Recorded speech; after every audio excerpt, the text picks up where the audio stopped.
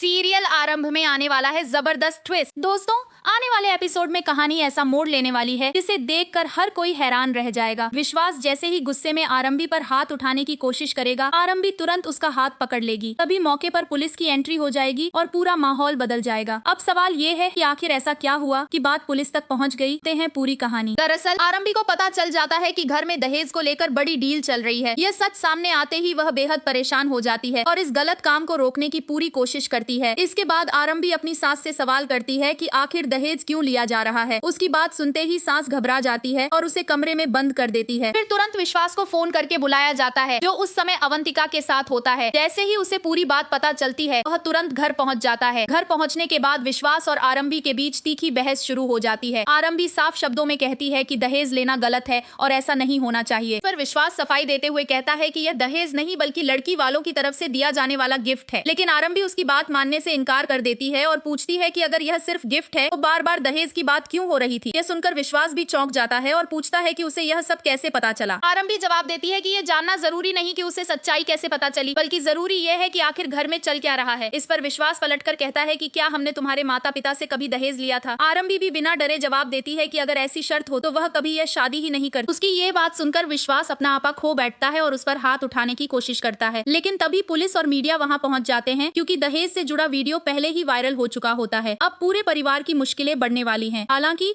इस पूरे मामले का आरोप आरंभी पर लगाया जाएगा, जबकि असली खेल तो ध्रुव ने खेला है। अब देखना दिलचस्प होगा कि इस हंगामे के बाद क्या सच सामने आएगा और क्या राज और नायरा की शादी टूट जाएगी। आप इस बड़े ट्विस्ट को लेकर कितने एक्साइटेड हैं? अपनी राय हमें कमेंट में जरूर बताइए और ऐसी ही लेटेस्ट टीवी अपडेट्स के लिए हमारे चैनल को सब्सक्राइब करना बिल्कुल ना भूलें।